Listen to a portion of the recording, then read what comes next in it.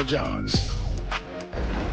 Suns Lakers is the second game here on ABC, and Luka gives everyone buckets, but there aren't many teams he scorches quite like the Suns. Only Michael Jordan has a higher all-time career scoring average against Phoenix, and Luka can match an NBA record with his 7th straight 30-point game against KD and company today. Now, the Lakers, they're going to be in need of some Luka magic to turn things around here. They've lost 4 straight games since LeBron James suffered a groin injury Saturday in Boston. They've now tumbled from 2nd to 5th in the West in just a week span. It's a good thing we have our senior NBA insider Shams Charania here with the latest. Shams, what is the latest on LeBron's groin injury and his timeline to return? Malika, I'm told LeBron James is actually having his first workout since that groin strain last weekend. He's having his first on-court workout in Los Angeles here today. He is expected, as we see right there, he is expected, though, to miss at least another week. His exact return will be based on how his body responds to increased activity here over the coming days and the coming week.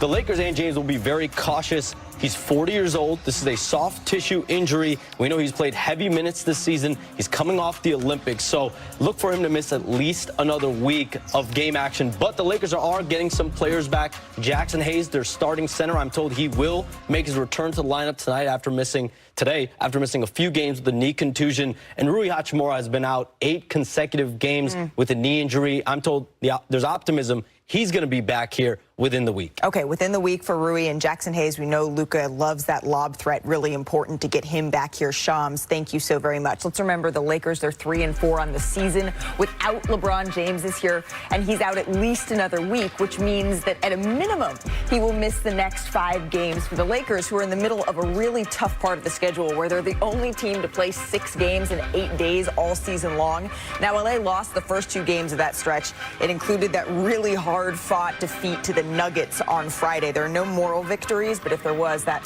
could have been one, because, man, that was a game. But, Stephen A., as you're looking towards the last 5 weeks of the regular season here, what is the most important thing for the Lakers as they march towards the playoffs? Honestly speaking, health.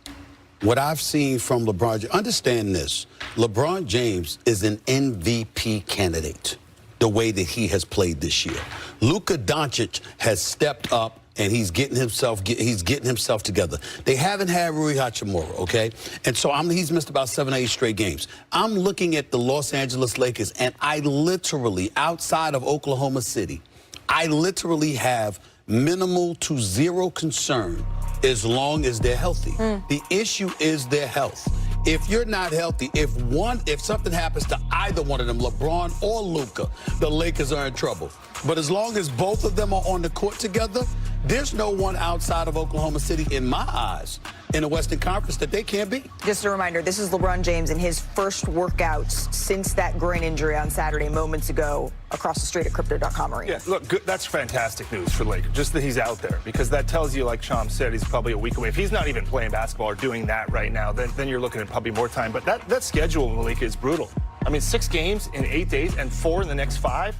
So if you're them, you go, we got to go 500 at least, because then you go 1-3, you're dropping to that play-in range, and some would say that doesn't matter. I would say you don't want to see Minnesota in a play-in. You don't want to see the Warriors in a play-in.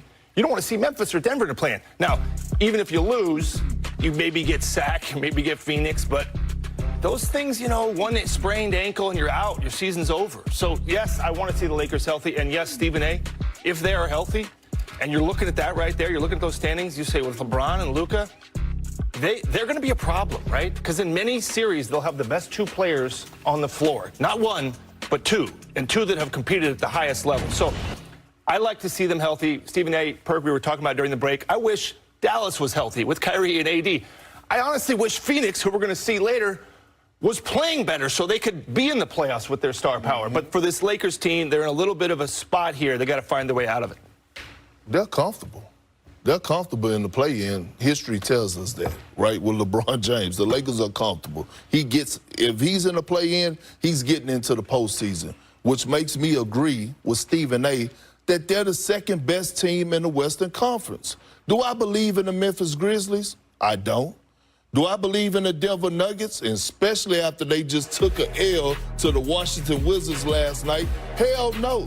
I believe in the Los Angeles Lakers to be the second-best team in the Western Conference. I think when you add LeBron James, who not only is in the MVP conversation, is in the best player in the world conversation, back to the mix, he does so much and has unlocked, again, Luka has unlocked a different version of LeBron. Let's also remember this. In the month of March, the second leading scorer in the NBA is Luka Doncic.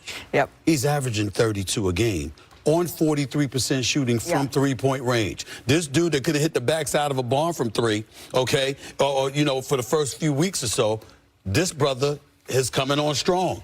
I'm not worried about the Los Angeles Lakers one bit as long as they're healthy. So they face Phoenix in this game today, and they're shorthanded, even though they are getting Jackson Hayes back. What's the key? Because Phoenix, they got nothing to lose here. Well, yeah. I just can't believe Phoenix. I know we're not talking about it, but it's such a disappointing 6-14 since February 1st. It's literally, I just have a hard time, but we're not talking. The question wasn't about Phoenix. Lakers, look, Luka's still acclimating. You know, you get Rui back. This is a chance for Luka to put the team on his back a little bit. Home game, get the win, and get back on track. They have been stumbling, right? Yeah. Lost a few in a row. So I just want to say this. I know we're not talking about Phoenix, but damn it, I'm going to for a second.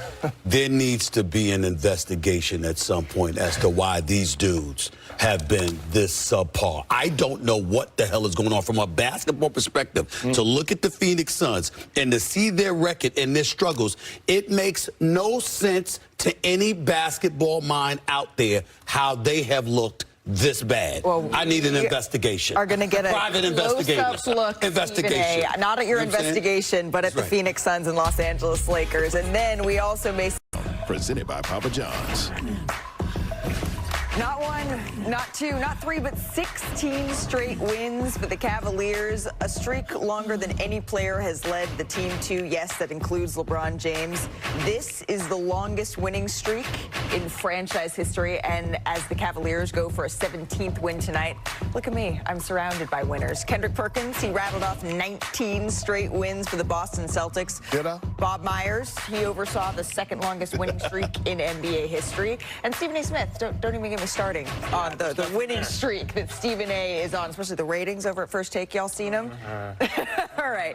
With all of that, we're quite the pair. Let's take a look at today's Impact Pairings brought to you by Papa John's. Because aside from maybe, I don't know, pepperoni and cheese, nothing goes together like W's in the Cavaliers. They're on their second win streak of at least 15 games this season, putting them in rare company. They're the sixth team in NBA history to record multiple streaks of at least 15 games in a single season. And during this recent run, they won 16 consecutive games and scored 105 points in each victory. The only team to have a longer streak in NBA history is the 71